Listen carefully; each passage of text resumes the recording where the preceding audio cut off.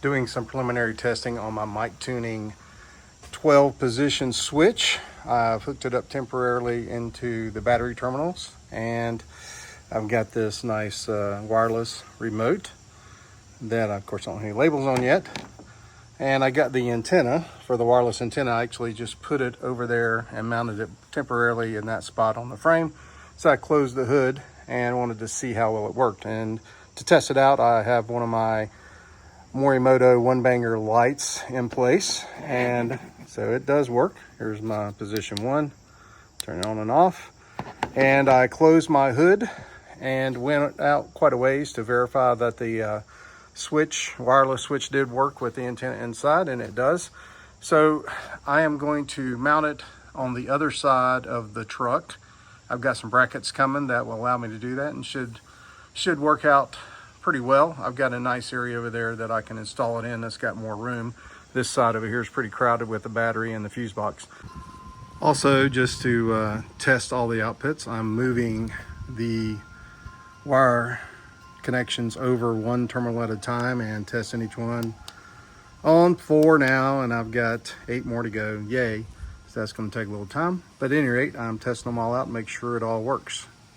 Going to mount the MicTuning 12 position wireless switch over in this area. I'm going to use this stud here, and then actually going to hook my ground wire for the switch into here, and then mount the bracket onto this stud as well.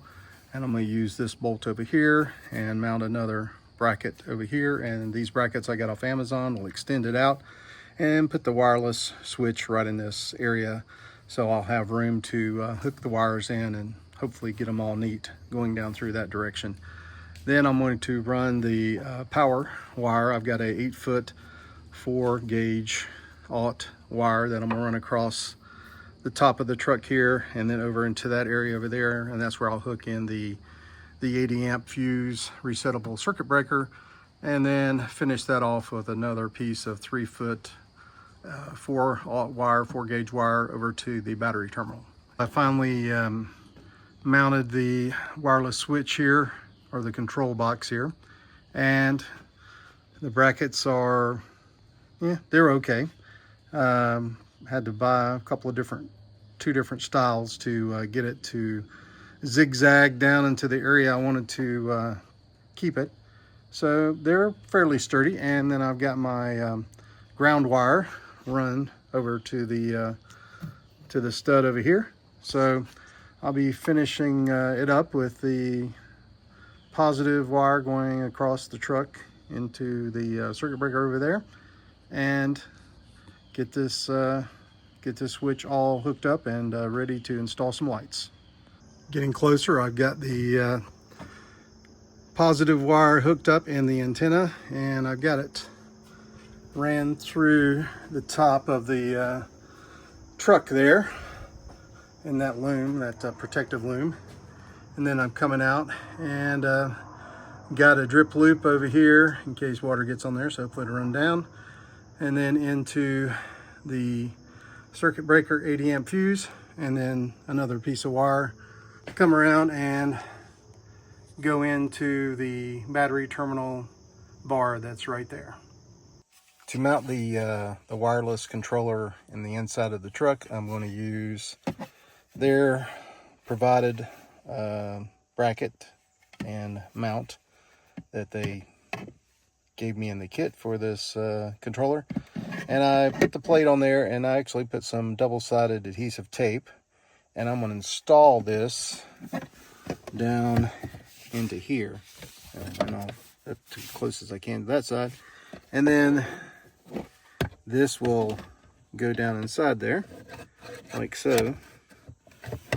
It will go in there, and then I can pull it out, and hopefully that will stay in there attached with the double-sided tape. We're going to find out here in just a few minutes. I'm going to see how it works.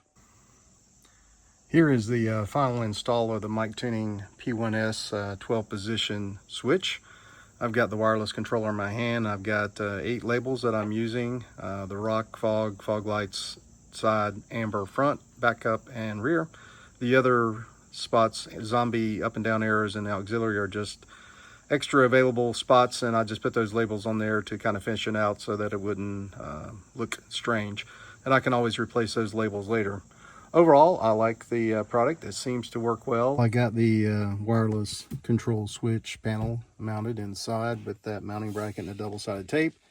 It seems to be staying in there pretty good, and if I need to lift it out, I can pull it out easy enough, and I can put it back in. On the end of this, there is a port here to put in a USB-C to charge this, and so far it's been holding the charge pretty good. Of course, I haven't been using it too much, but I've had it on standby for at least a week plus, and it's still fully charged. So I've got the USB connectors right here, so I can easily plug this in and keep this charged when I need to. And looking forward to getting the rest of the lighting connected and having the lights on the truck. Thanks for watching.